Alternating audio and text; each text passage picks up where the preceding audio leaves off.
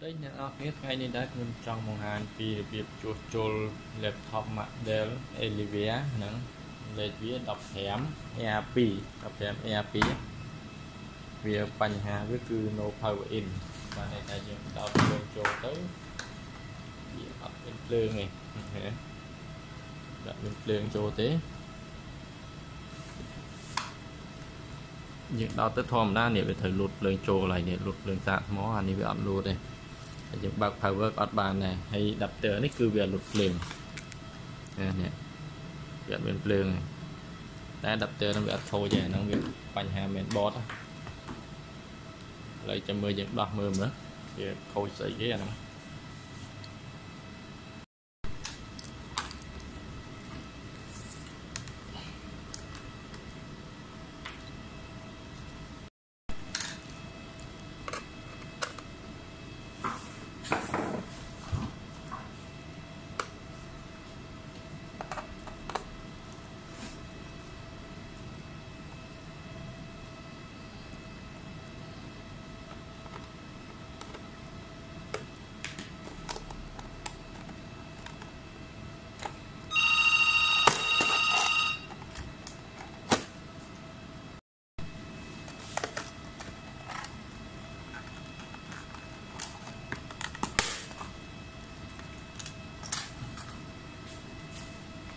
những đo về giá là sai nè nhật tích độ đánh bọc kệ mùi mình không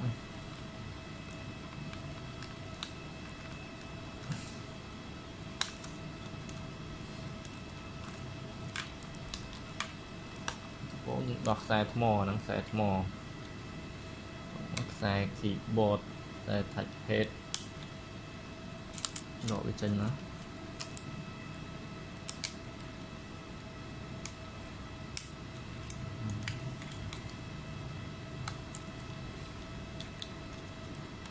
xài phường khi tôi trong thời gian tích hay là xài tôi cho tận và lấy xài từ đôi adapter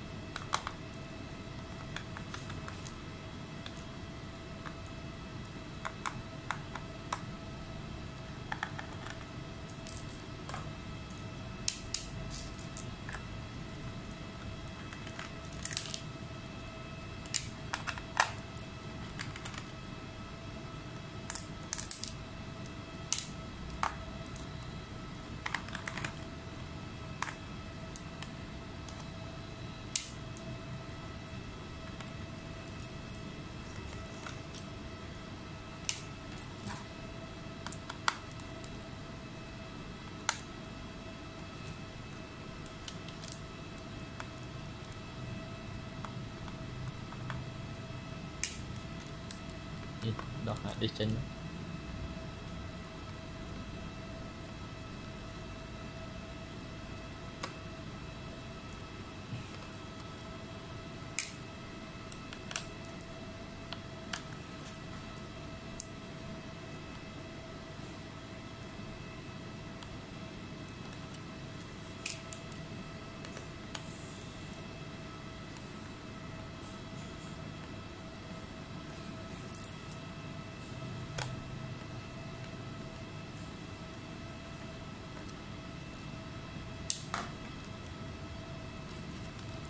là cái snap trường với snap sai hạt đi gọi xuống mình có lẽ việc cắn là chặt có lẽ về nó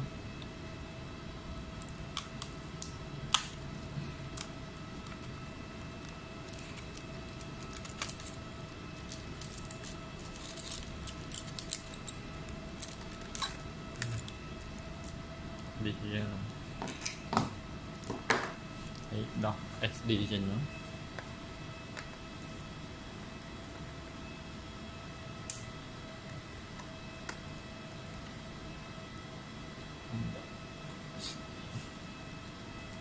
lại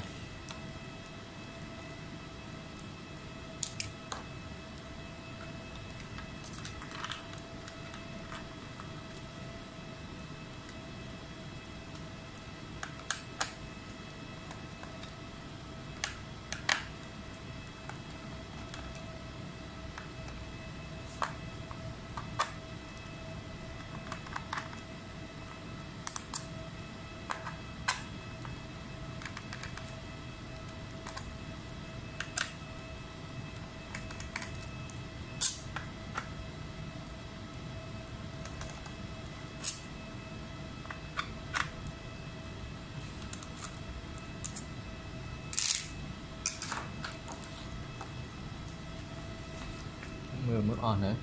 hỏi đỏ này mũi chỗ này sẽ đập tựa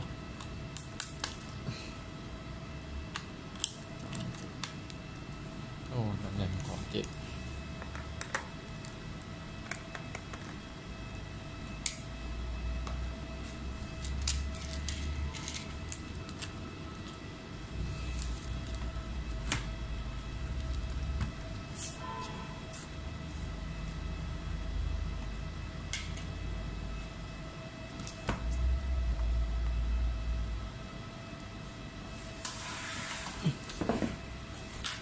ini juga kali komen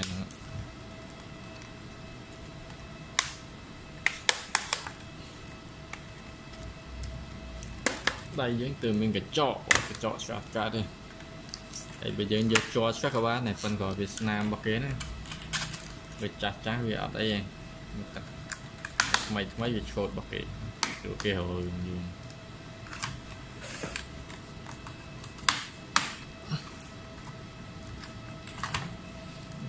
chọp chạy lại nè thế đó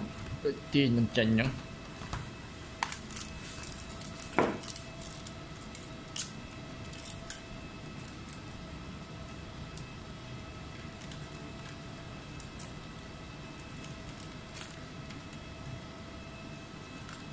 mình liền thì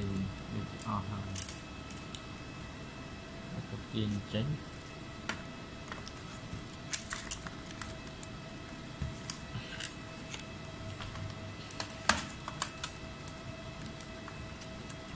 chọc lại đi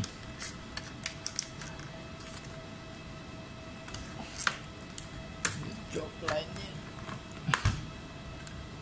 được lại đi miền thì hay cả chọc gì gì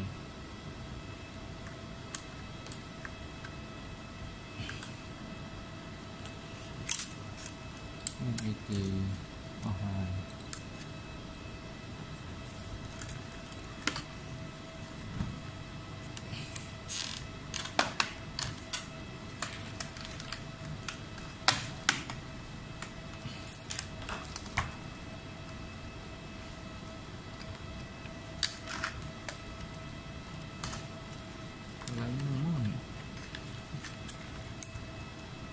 chưa nè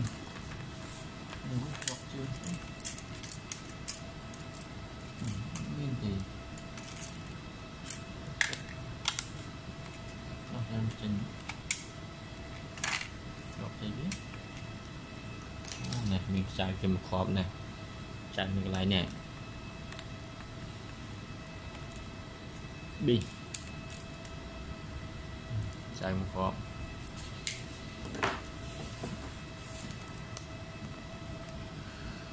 buồn đập ram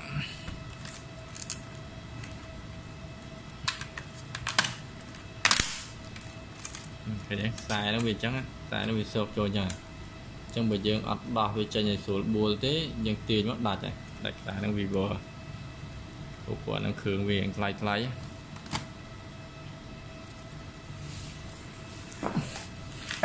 mới thế này mà học em món nữa mình xài nè xài làm mà cũng tại này nâng chân nó okay.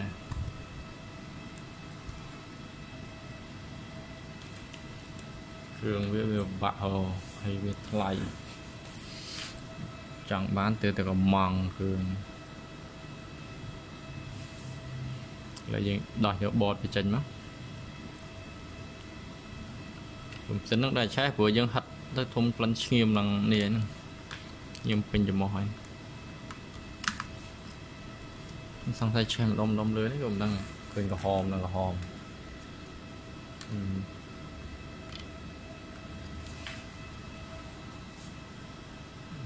đọc vô mau món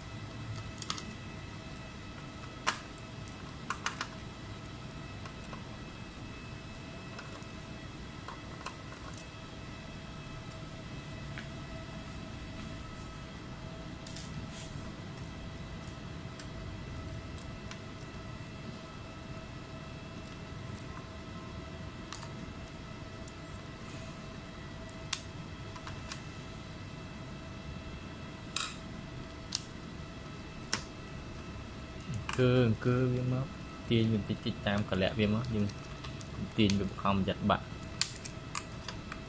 cứ viêm mưa đấy rồi bị chọc lại ná nhưng ở đây lại nhưng thế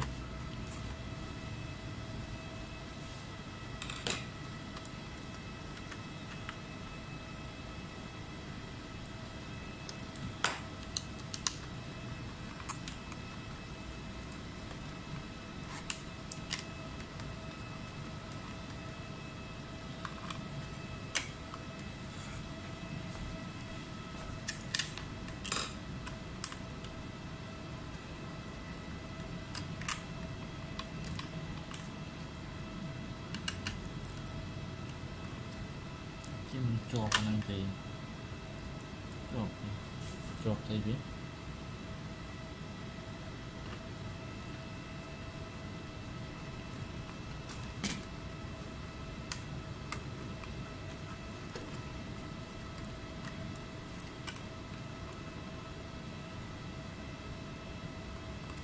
theo về thời này tự đỏ đi chân thôi tự đỏ skin của việc chọc bị gồm chọc bị gồm đầy những bằng tiền mà họ sao chẳng chơi đọc kinh của mọi đọc trơn nhé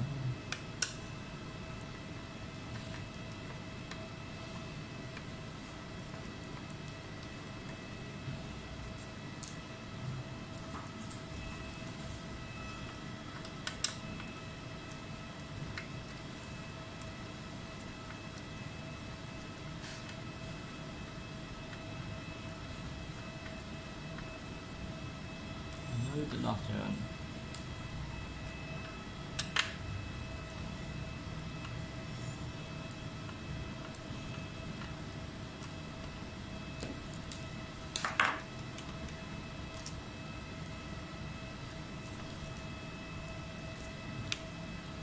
chọc anh chứ hàng khói luôn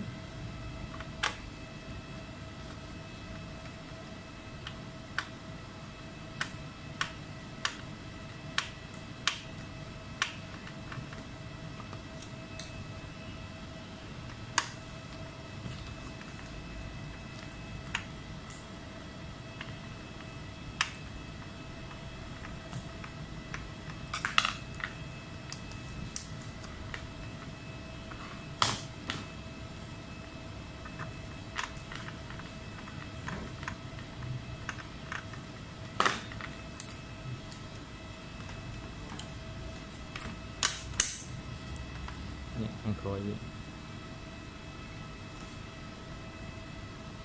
tự đọc sai khói nên tiện bằng tiền tranh tiện tranh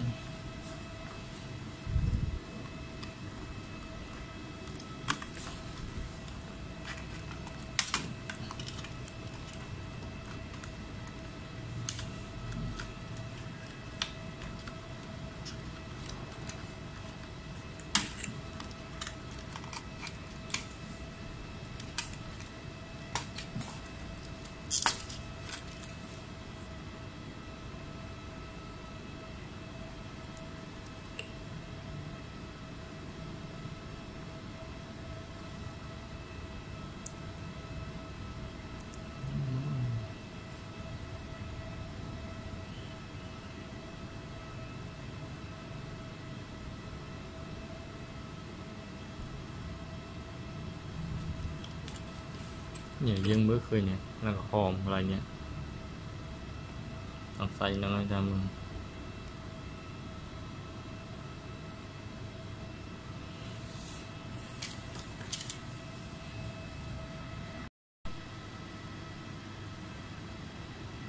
quên lần sẽ đầy ai sẽ đầy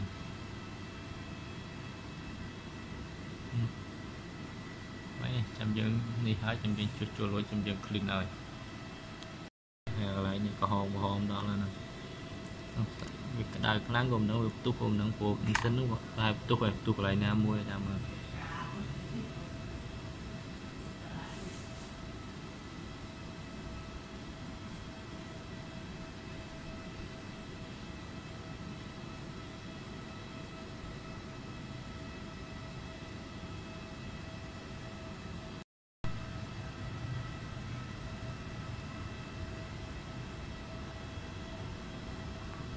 nè đôi ní lại đọt đập tơ chùa nè anh ấy năng tạ mò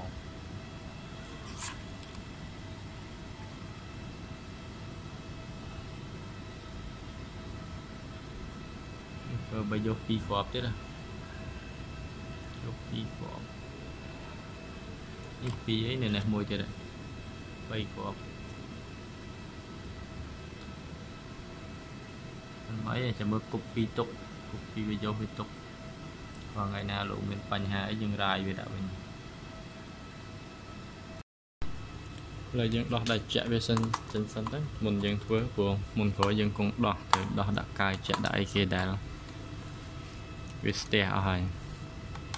bây giờ thưa dân đo lên là năng tế vì ở bàn màn tận tính cái đại chạy chip bàn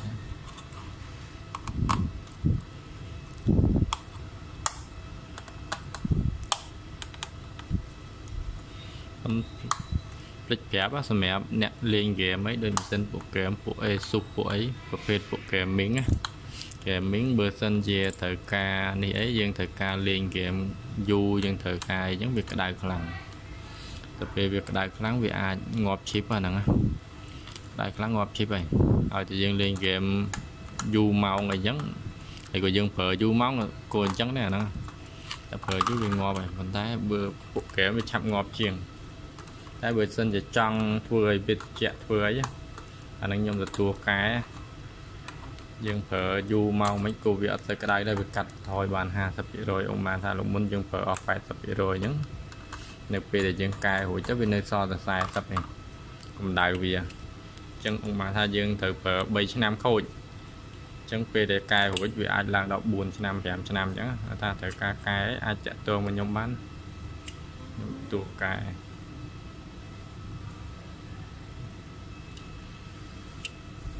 แต่เปเปอร์อยู่ต้องลังกออะไรฮะ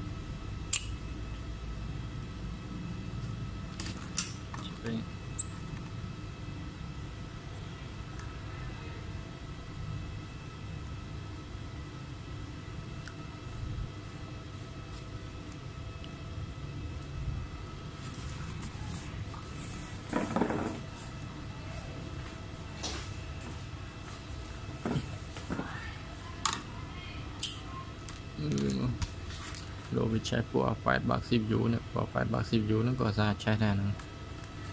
เวียบโดยเวียมันนั่งไปยืงพวกสติจักแค่8แต่ไปพวกคอยมาเวียเผยเซ่มาจะนัวกลุ่มโจพนี้นอนนั่งเวียนกลุ่มมวย8มานขอบอย่างเดิมพวกนั่งกระดาษคลั่ง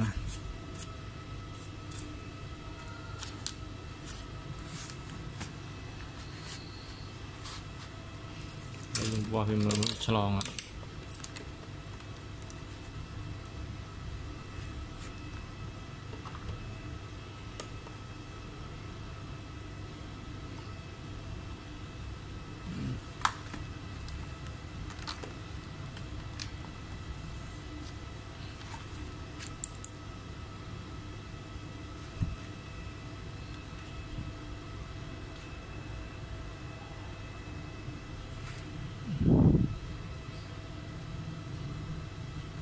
ฉลองแต่จม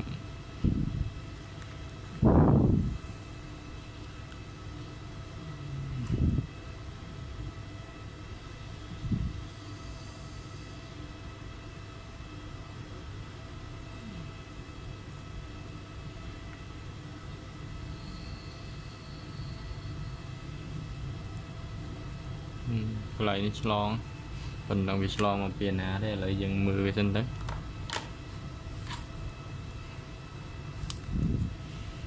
ปลูกไหลนี่หอมครั้ง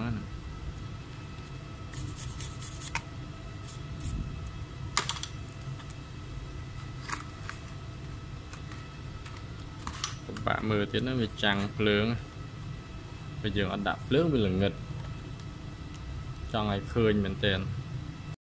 ยังเปิดตู้ซับจังเบสกงไปหรือว่าด้วยกล้องราก็ปะทอดมันเป็นปันไรยังว่าถ้าเคยอยู่ฉลองมาดมน้องแมนดมปันดมน้องเบียดประกาศไอ้จูน่ะกองดองนั่งไงก็จูน่ะไอเซ่นี่ฮะไอเซ่บาชิปน่ะนะกว่านั้นตามยมตลอดเพื่อมาเคยอยู่โคเชิญน่ะเนาะ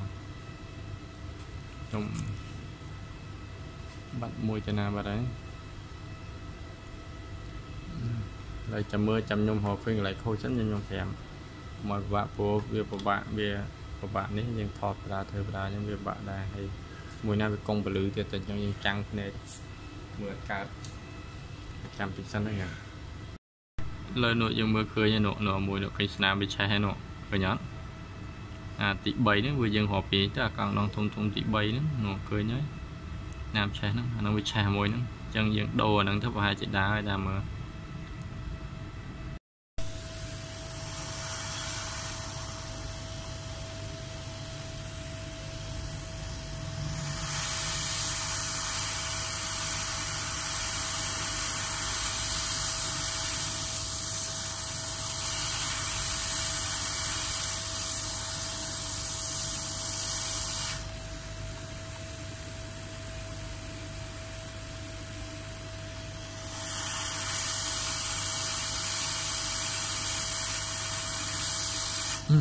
ถูกบาท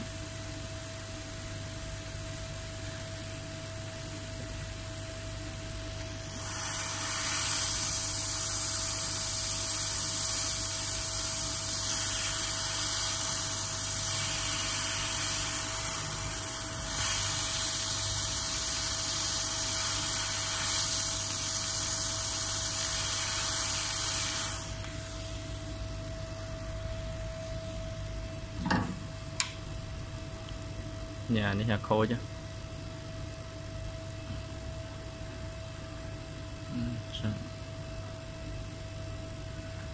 mưa trong vò mưa về mưa thao việc khô cho thế này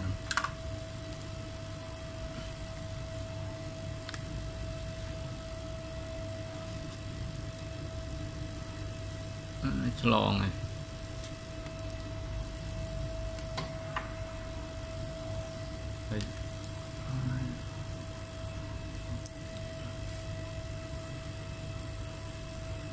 bắt lo ngay thì muốn nhung lo vừa channel chua nó trơn nè phần vừa tới vì cái ắt mưa mình đằng mạch bây giờ thừa thòm đã đọc lên đói hay là cái mưa trơn chieng và chua nó cái sơi trong mưa nhung lục trào mà sai lấy tầm chập làm vừa tiết chế vừa lên lời nhưng bắt lo ngay nhà lời cho mình nhung bòi mới ăn đi hạt khôi mình anh hạt khôi cho chừng đó nữa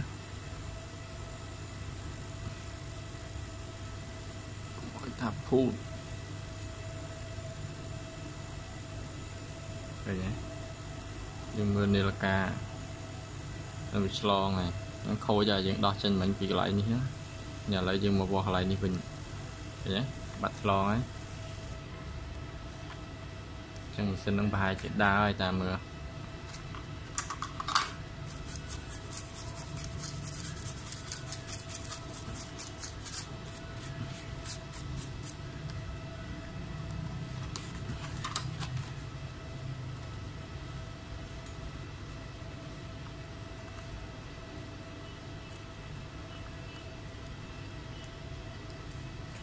ok đã bắt lọ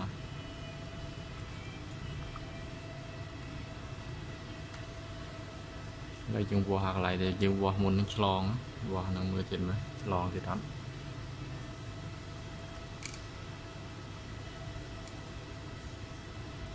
ok bắt đây bắt lon này những clean này kia đấy để ra để kia đấy đã cả chạy đại trên tập ban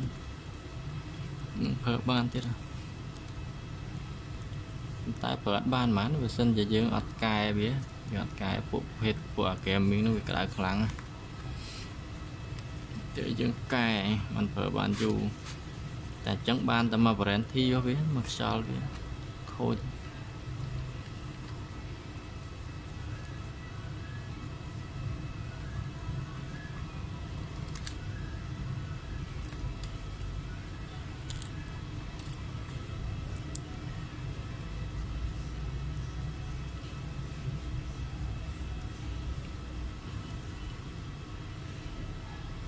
mấy là bếp chuột chuột là bếp ấy nó đôi kìm xây chẳng mưa xây chẳng đăng xây chẳng che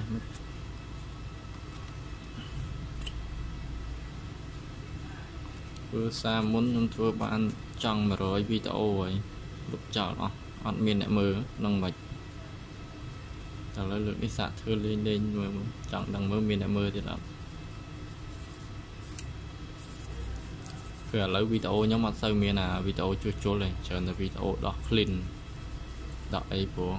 nó còn bà vừa chua nó kèm mưa thế anh đi chạy đòn về màu em đang thấy mấy thơ món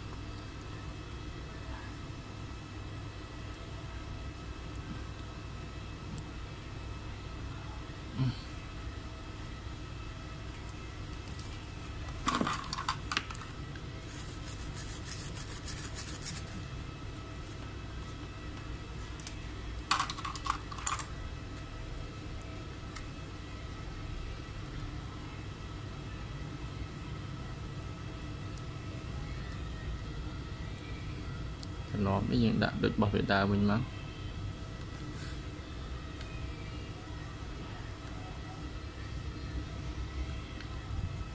bây giờ chăm mà công tơ nó vừa giờ đọc nó bảo vệ miền sẽ dựng đại được đào bảo vệ với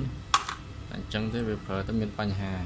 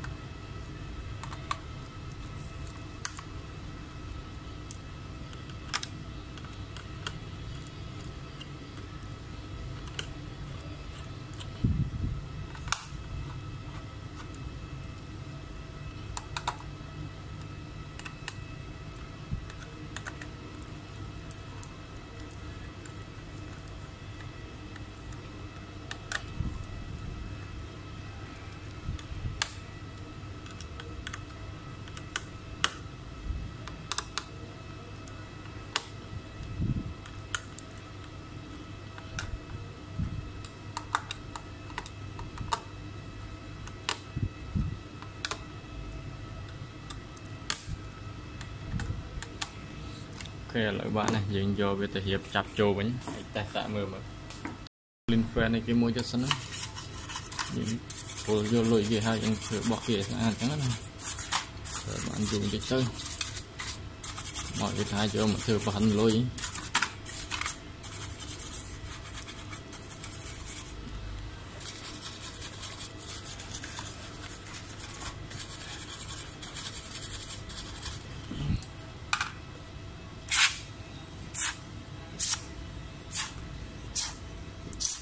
cho đa số cái bãi chặt mùi dưa này em đai lôi sân kia play trong ngon play hộp còn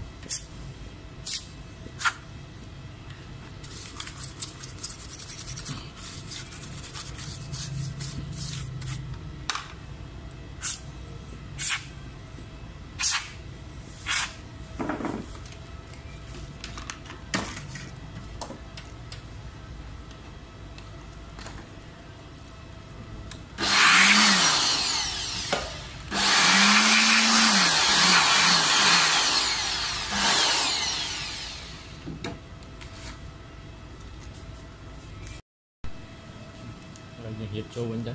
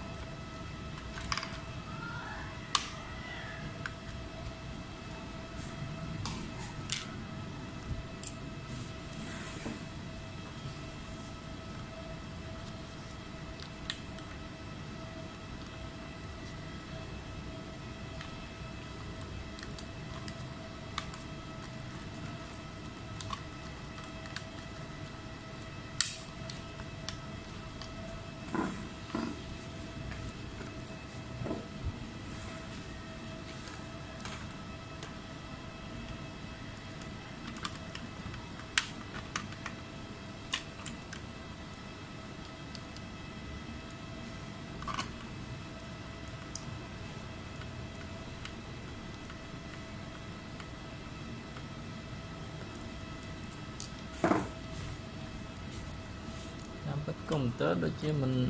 bây giờ này thích được cái này là đôi chứ mình miền ấy chia của bạn vừa của màn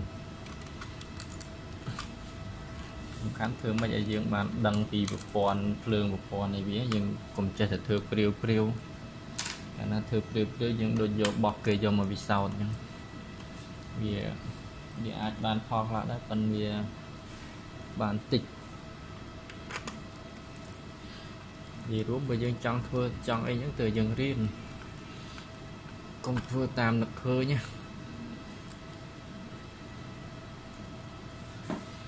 chân class hình khơi vô mà sinh cái chlong chân ấy nhưng vô mà lông mày là thịt vào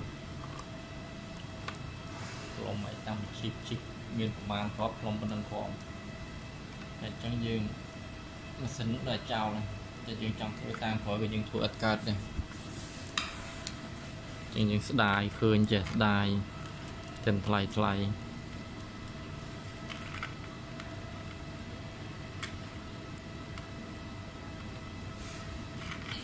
bỏ kệ bỏ dưỡng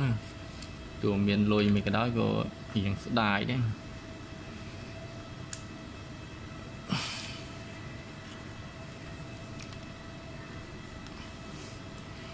mình xua là hồn hàn đi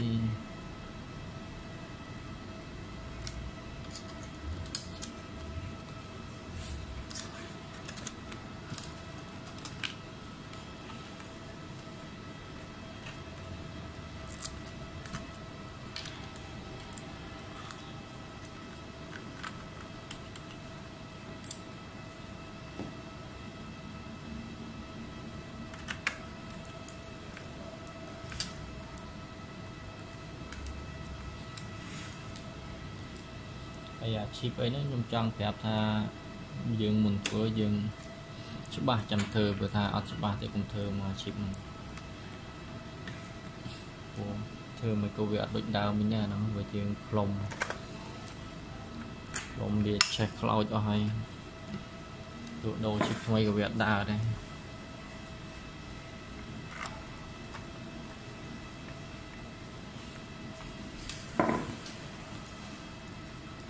nhưng thưa tập bóng cứ tìm mối cứ dương thời sắp xa vì một con lương về cho bạn tịch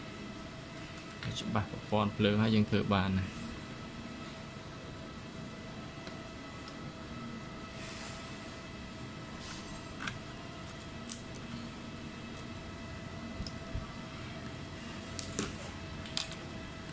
nhóm có cho ba phần mà này phần gọi là nhóm vừa nhóm nhưng bây giờ nhom có mỏ thôi chứ bên gì luôn nhom thị trấn nhom mưa tàu một con lương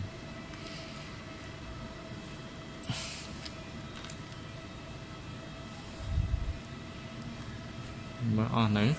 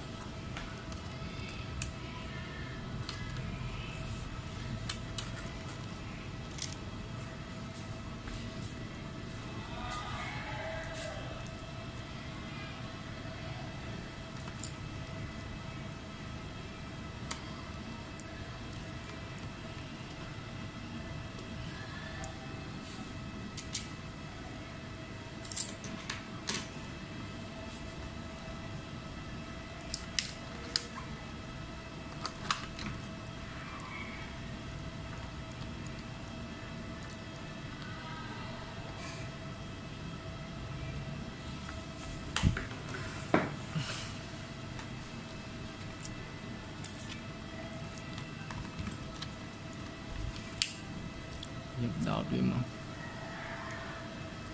nạp nó đọt về xuống của mọi yến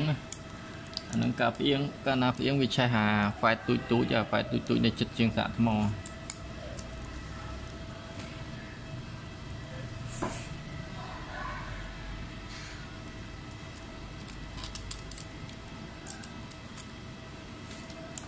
ta nó nhân số với tam cả lại như vậy mà còn mà đam mùi mùi phải nháp cái công tớ thưa công phải nháp thân khỏe thưa mà ngay ấy kha đã trong khối nhưng mình tịnh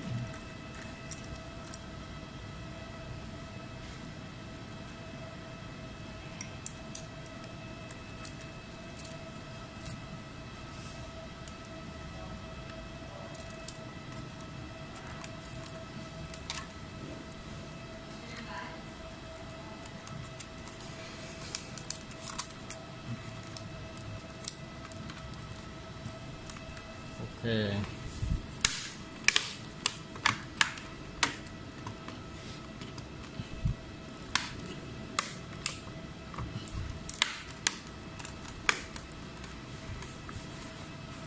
Vìយើងចង់បិទវាពិបាកបិទយើងបិទកាដែលបិទអញ្ចឹងស្រួលមកបាក់ឡើយដោយសារវាមានខ្សែក្រោមនេះទៀតនេះក្រោយនេះតែឥឡូវយើងចាប់អាខ្សែក្រោយណាហើយសិនទៅចាំយើងកាត់វា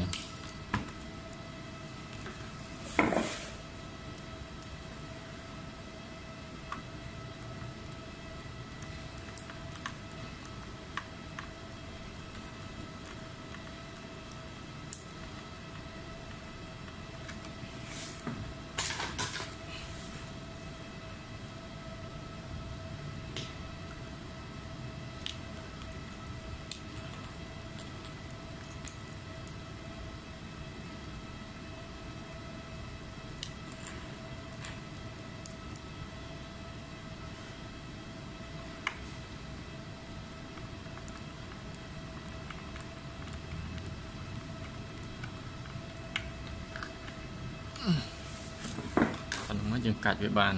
វាលែងបាក់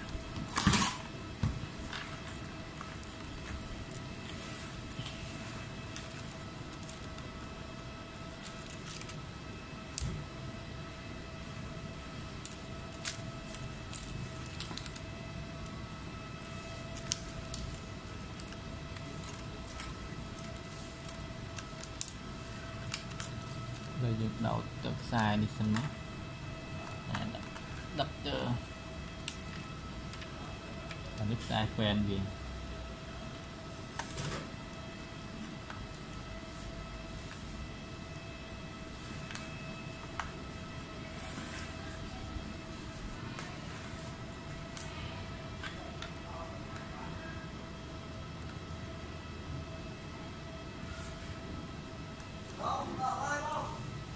hộp hộp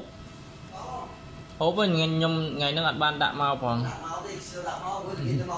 nè kiểu đạm màu ta hộp á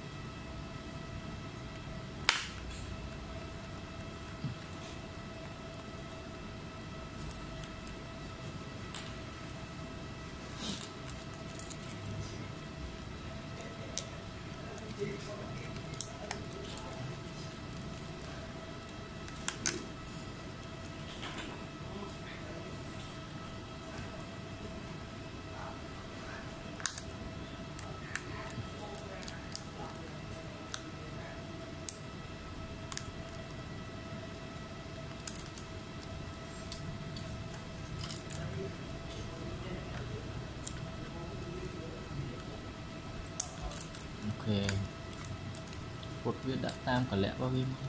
mình quanh hết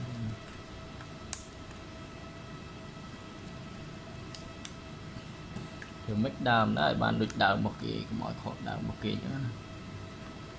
giờ tụi mình đặt sai đã chạy bọc kia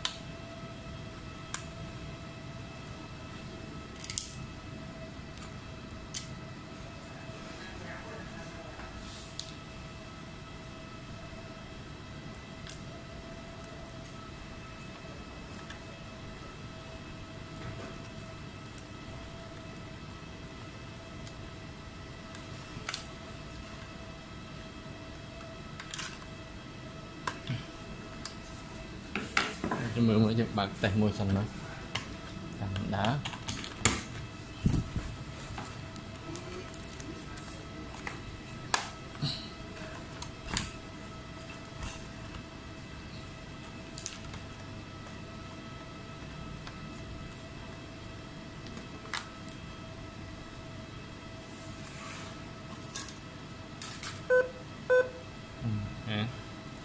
giờ ọt bàn đã rèm sân đã rèm sân đã rèm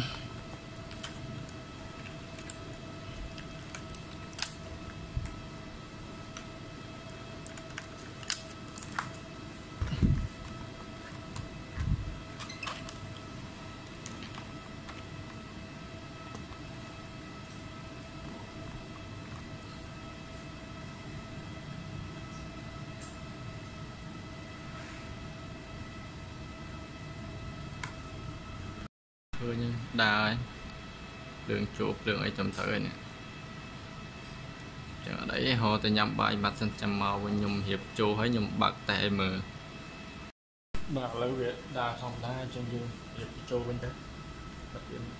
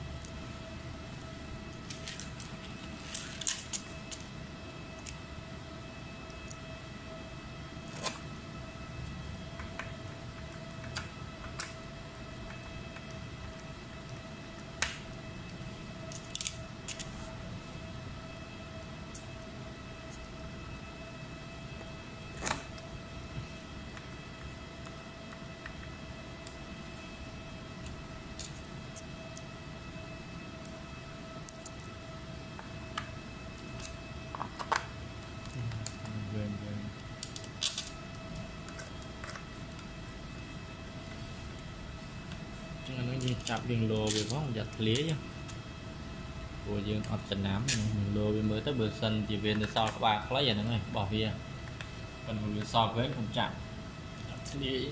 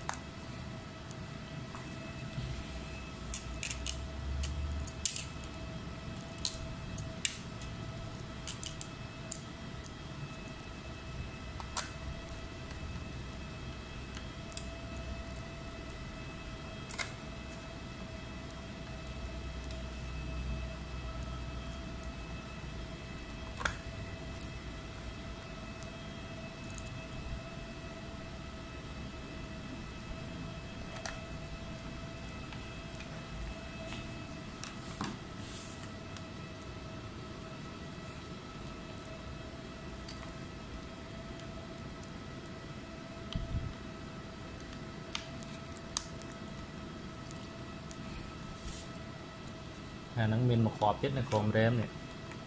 mình đưa mình những đọt cả ngòm lại nó thì này chrome rem là nó hay có số nó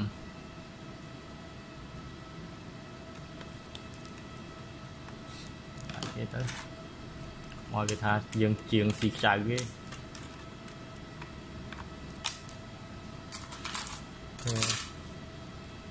trong những đào mà này sai mô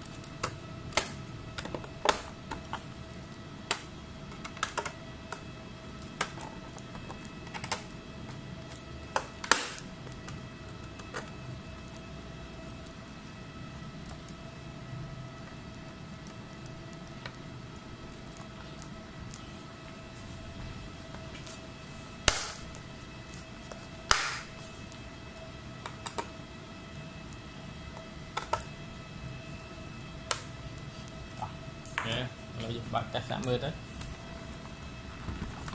đừng có bị đau lắm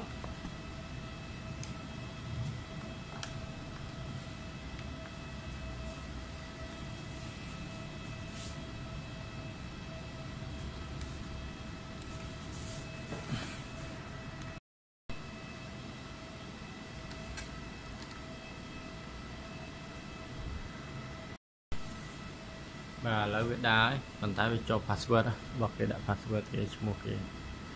chẳng ok trong video nó mẹ bạn ấy trong chui chọn like chui chọn subscribe ấy không về trong ban video chui lên những chui của mình đã nơi khang khổ nó của mà dẫn muốn được nhung phép nhưng nhung flop vừa là bị chui lưng ai bàn tay ở miền mưa đây mình đang nhung đang thầm mạch đá là nhung đồ mà thưa là việc clean là việc bay bàn tay bị trắng comment mà trong nhung thua ai